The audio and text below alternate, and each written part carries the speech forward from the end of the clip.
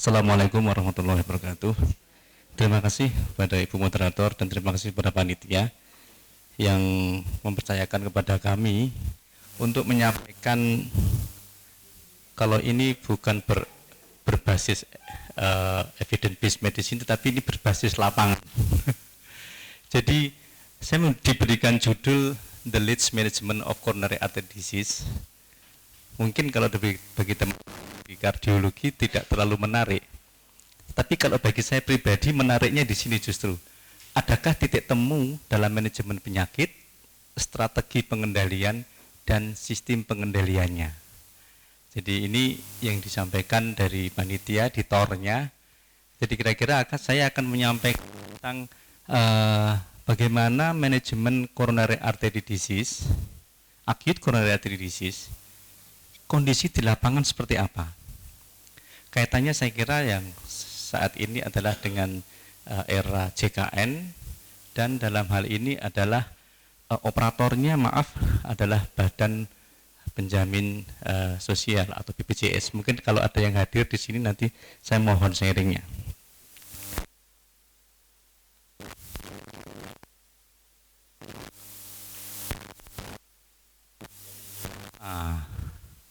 Ini sepertinya kok saya mau ujian proposal disertasi karena ada Prof Hakimi, ada promotor saya Pak Direktur.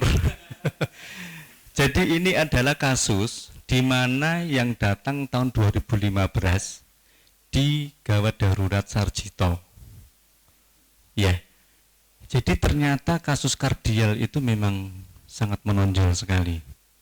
Kalau kita hitung di sini yang biru itu hampir sama dengan yang non kardial. Memang kita mempunyai kebijakan di triase UGD Sarjito itu ada 3 kasus, yaitu kardiak, non kardiak sama anak. Karena itu yang harus respon time-nya itu 0 menit. Ya. Jadi ini yang saya miliki datanya tahun 2015 kemarin. Ternyata kasus kardiak memang hampir bahkan lebih dari 55%.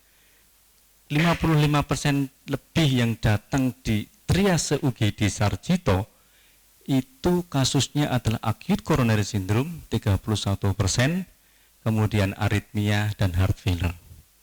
Ini yang menjadi tantangan bagi Dr. Haryadi selaku ketua program studi. Kenapa kok kasusnya semua dirujuk ke Sarjito?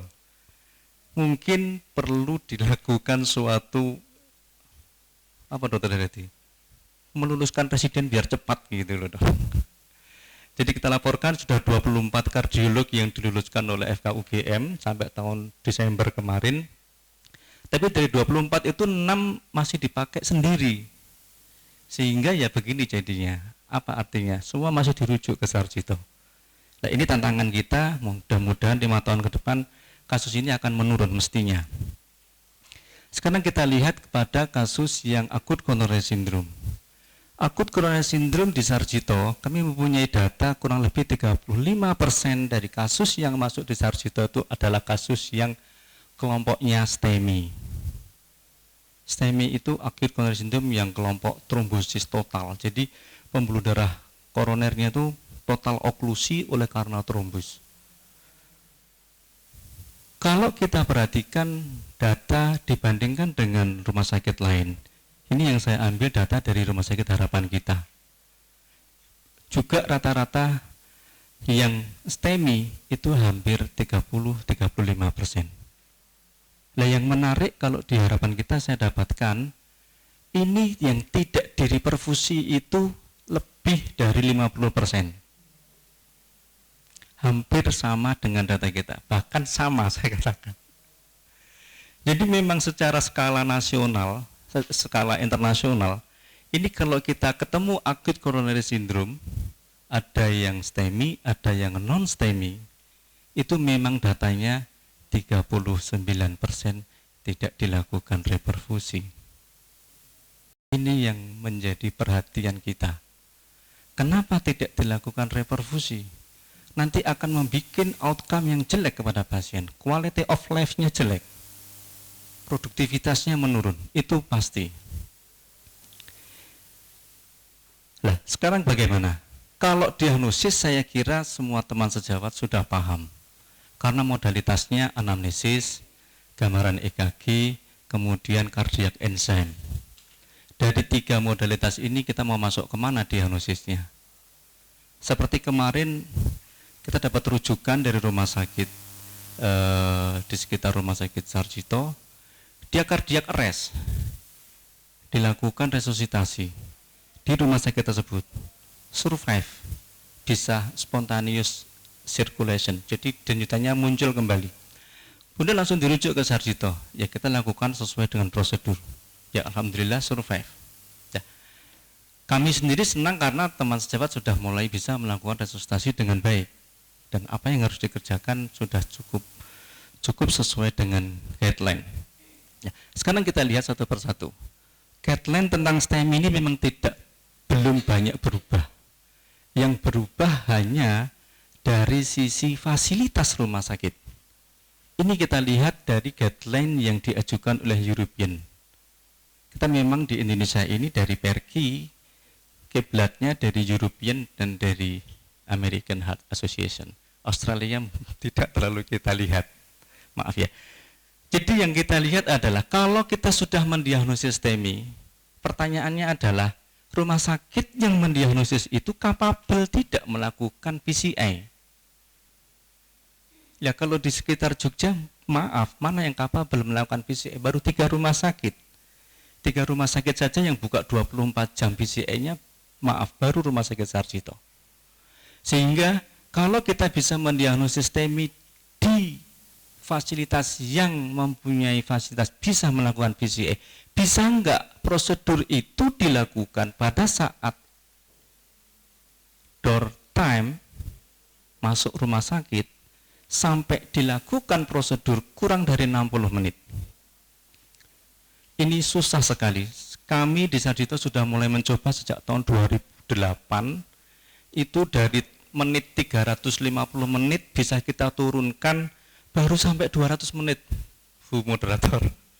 Jadi kami belum bisa mencapai 60 menit. Sehingga, tapi tetap kita berusaha. Kalau kita tidak bisa melakukan kapabilitas untuk melakukan langsung dilakukan kateterisasi, pasang stent di sana, kita akan di sini posisinya. Rumah sakit itu tidak bisa melakukan kateterisasi, kalau harus dirujuk sampai dilakukan intervensi, bisa enggak 2 jam, kurang dari 2 jam? Saya yakin enggak bisa.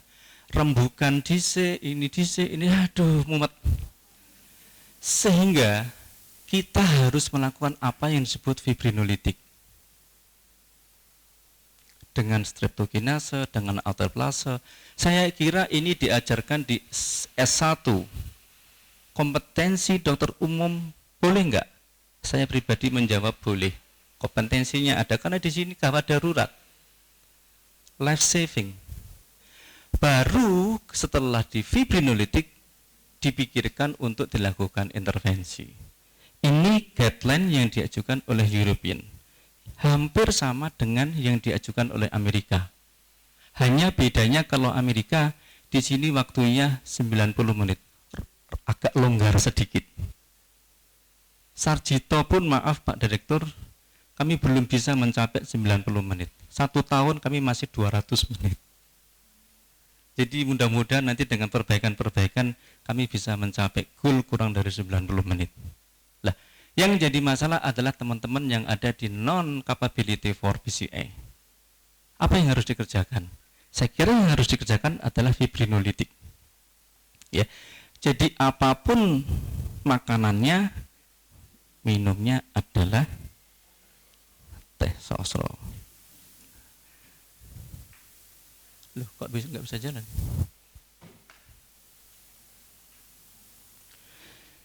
Jadi di sini kalau kita ketemu STEMI, nanti datang sampai di UGD, pilihannya di sini adalah fibrinolitik atau di sini adalah PCI. Tergantung dari kondisi setiap rumah sakit. Kalau kita mampu bisa mencapai kurang dari 120 menit dari rumah sakit pertama PPK 1 sampai ke PPK 3, kurang dari 120 menit, silakan go ahead dilakukan PCI. Tetapi kalau tidak bisa, tetap harus dilakukan fibrinolitik. Pertanyaannya adalah, berapa persen yang di fibrinolitik? kecil sekali di wilayah Jogja ini.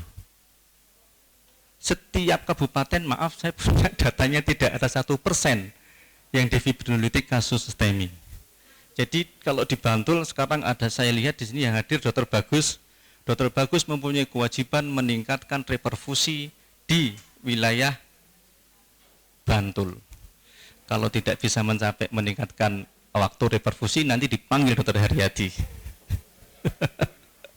Ya, itu yang kasus STEMI. Sekarang untuk kasus yang non-STEMI, apa yang baru? Untuk kasus yang non-STEMI, itu tahun 2013 di sini menganjurkan untuk segera dilakukan prosedur invasif. Itu ada beberapa kriteria dengan kapan harus dilakukan. Contoh misalnya, kalau harus segera dilakukan urgent coronary angiography, itu kurang dari 2 jam, itu kalau ada iskemik yang berkelanjutan. Kemudian ada acute heart failure, ada ventricular arrhythmia, dan hemodynamic instability. Ini memang harus dikerjakan kurang dari 2 jam. Tetapi ada juga batasan yang boleh dikerjakan dalam waktu 24 jam. Dan ada juga batasan yang boleh dikerjakan dalam waktu 3 hari. Ini agak longgar tahun 2013. Tetapi tahun 2015 kemarin berubah sedikit. Berubahnya di dalam menentukan kriteria risiko. Kriteria risikonya akan terbagi menjadi 4. Apakah dia very high risk kriteria, apakah high risk atau intermediate risk, atau bahkan low risk. Nah di sini, kalau low risk atau intermediate risk, mungkin bisa dirawat di PPK 1, di PPK 2. Tidak harus langsung segera untuk dirujuk di kateterisasi. Tetapi yang very high risk dan high risk ini memang protokolnya harus sesegera mungkin dilakukan prosedur invasif. Kenapa? Karena memang kalau high risk dan mortality rate di hospital itu sangat tinggi sekali. Dan secara evidence memang prosedur invasif bisa menurunkan kasus-kasus yang high risk di dalam mortality, baik di rumah sakit bahkan sampai 6-12 bulan. Ya, seperti yang saya contohkan tadi, pasien dirujuk dari rumah sakit di luar dengan cardiac arrest. Ternyata ya alhamdulillah bisa kita lakukan kemarin pagi, harus dipasang stent di pangkal, dan yang membuat deg-degan adalah bukan pasiennya tetapi malah operatornya yang deg-degan. Ya, jadi di sini ada beberapa kriteria, misalnya di sini immediate invasive strategy kalau hemodinamiknya instabil, recurrent ongoing chest pain, atau didapatkan aritmia, dan bahkan di sini adalah perubahan ST elevasi yang tidak persisten. Jadi bisa saja dia ST elevasi, terus dia ST depresi. Dan di situ masih masuk kelompoknya non ST elevasi. Kalau sudah masuk ke sana, ini adalah kriteria untuk dilakukan immediate invasive. Jadi ada immediate invasive, ada early invasive dalam waktu 24 jam, ada invasive strategi yang bisa dikerjakan dalam waktu 3 hari. Dan ini ada skor tentang GRIS, di mana di sini untuk menentukan stratifikasi risiko pasien itu ada di skor berapa. Di sini ada 11 ada 11 variabel. Jadi setiap variabel nanti ada nilainya, bisa kita hitung skornya berapa. Kalau lebih dari 140 dari jumlah kasus skor ini, dia berarti masuk kelompok yang high risk. Ya, jadi secara garis besar tetap di non-STEMI melihat dia kapabilitas untuk BCI apa tidak. Kemudian setelah melihat kapabilitas itu, kita akan menstratifikasi dia termasuk golongan yang mana. Kalau masuk golongan yang very high risk tetapi kasusnya ada di rumah sakit yang non capable BCI, ya itu memang direkomendasikan untuk direfer ke rumah sakit yang capable untuk melakukan BCI. Jadi yang very high risk, yang high risk ini memang lebih diutamakan. Tetapi kalau intermediate risk atau bahkan low risk itu tidak harus dirawat di intensif dengan monitoring 24 jam, tidak. Jadi bisa dirawat di bangsal dengan perawatan biasa, tetapi tetap diobservasi selama 24 jam. Kalau tadi Prof. Hakimi memberikan kasus awal, saya memberikan kasus slide yang terakhir. Ini ada kasus, loh kok nggak bisa ya?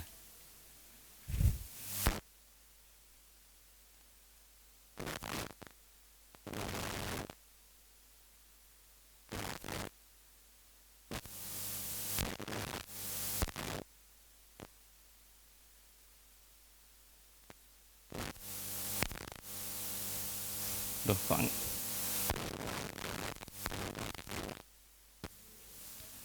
ya udah begini aja. Bisa?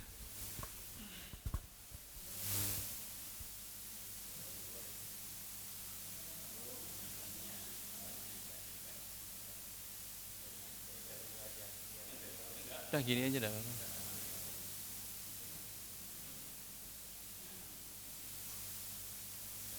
Ya. Satu contoh kasus.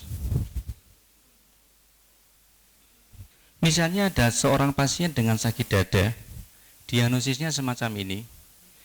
Kita sepakat ini adalah diagnosisnya STEMI inferior karena elevasinya di 23 AVF.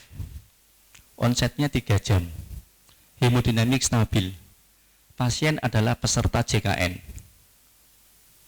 Kondisi rumah sakitnya, ini pasien datangnya jam 1 malam. Diterima oleh dokter jaga. Dokter spesialisnya on call, ada di rumah. Ditelepon susah. Kemudian jarak ke rumah sakit rujukan yang ada fasilitas cath lab itu lebih dari 10 menit. Lebih dari 10 kilo.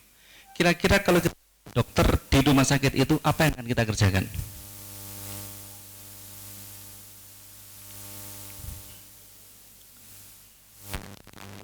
Rujuk ke rumah sakit lain? Atau dirujuk ke rumah sakit yang harus ada fasilitas cath lab-nya? Ini dilema di lapangan seperti ini. Atau dokter jaganya sudah tahu kalau itu indikasi fibrinolitik, direperfusi, tapi tidak dikerjakan. Yang dikerjakan hanya diberikan antikoagulan saja. Yang bawah ini saya hampir jarang menemukan.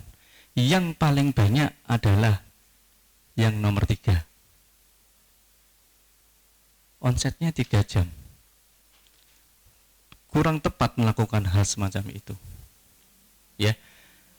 Sementara kalau mau dirujuk, rumah sakit rujukan ICU-nya penuh. Meskipun cath lab-nya buka 24 jam. Nah, ini yang menjadi masalah. Makanya tadi saya kasih subjudul itu yang ngasih panitia. Kalau pasien ini ternyata dirujuk langsung ke rumah sakit rujukan dalam waktu kurang dari 2 jam bisa. Dilakukan intervensi bisa, tapi pasien masih ada di UGD. Dia belum bisa masuk ke ICU. Tidak bisa dijamin. Jaminannya adalah jaminan poliklinik. Maaf Pak Direktur, Pak Safa yang bingung. Sudah menghabiskan alkes berjuta-juta, jaminannya jaminan poliklinik. Saya sebagai tenaga medis punya tanggung jawab kepada pasien. Ora tak kerja ke dosa. Ketemu Prof. Hakimi, saya disalahkan. Kamu tidak evidence based. Secara ukhrawinya ya dosa. Saya kerjakan. Maaf, Pak Safa teriak-teriak. Pak Nahar, kowe ngentekke duit 50 juta, Pak Nahar. Iya. Kalau pasien itu survive, masuk ke ICU, pulang, dijamin BPJS. Pasien dilalahnya, shock, meninggal di UGD, pulang, jaminannya poliklinik. Inilah yang saya sampaikan dalam hal ini. Tidak matching antara evidence base, kondisi di lapangan, dan sistem yang diajukan oleh operator. Maaf, saya tidak bilang BPJS. Kasus yang kedua ini betul-betul terjadi kemarin pagi. Pasien heart attack di suatu rumah sakit, sudden cardiac arrest. Dilakukan resusitasi, survive. Bangga kita sama dokter jaganya. Dirujuk ke rumah sakit. Karena memang kreatininnya begini. Kalau kita perhatikan ECG di PPK 1, ini ECG di Sarjito kemarin. Sepertinya biasa-biasa saja ini EKG-nya. Iya, tetapi memang ada bukti iskemik di sana. Dengan adanya kardiak enzim yang meningkat, saya kira teman sejawat semua yakin diagnosisnya adalah non-STEMI. Very high risk. Kenapa very high risk? Karena cardiac arrest. Pasien masih angina, jadi masuk kelompok very high risk kriteria. Harus dilakukan prosedur invasif immediate dalam waktu kurang dari 2 jam. Nah,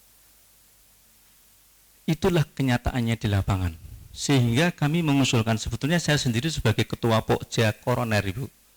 Kebetulan di ASM tahun ini kami tidak muncul karena ya mungkin satu dan lain hal sehingga saya tidak memunculkan Pokja Koroner di dalam ASM ini. Dan alhamdulillah kami diundang sehingga masih ada kesempatan. Jadi sebetulnya kami mengusulkan di PPK 1 SDM mampu. Tapi kalau di fibrinolitik di PPK 1, dirawat di PPK 1, jaminannya cukup enggak? Enggak cukup. Oh, jaminannya cuma 2 juta kok. Di PPK 1 fibrinolitik harganya 3,6 juta. Kalau sama Pak Ahok sudah ada terobosan, tapi di wilayah Jakarta. Oh, bagus malah BCI, itu di PPK 2. Di DKI Jakarta, Pak Ahok ada terobosan, kue butuh mau apa? Streptokinase. Saya beliin streptokinase, saya beliin arteplase, ditaruh di puskesmas.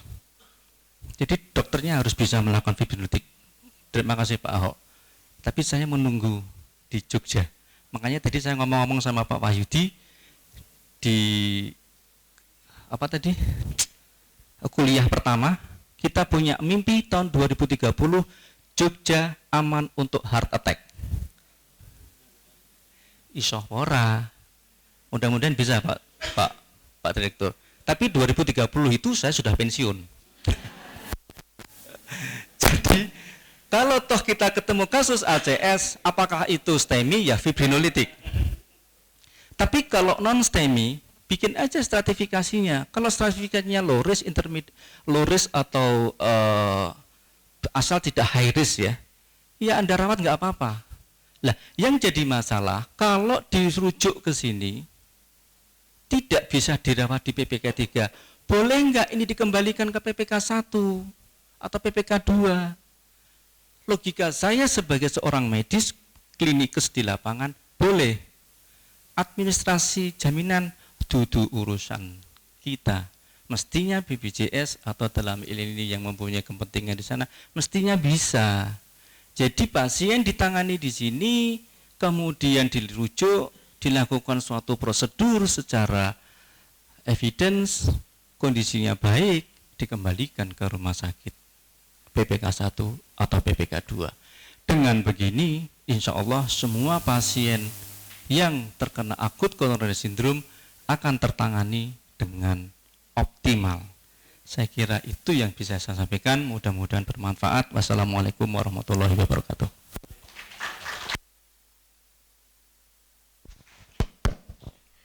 Terima kasih Dr. Nahar.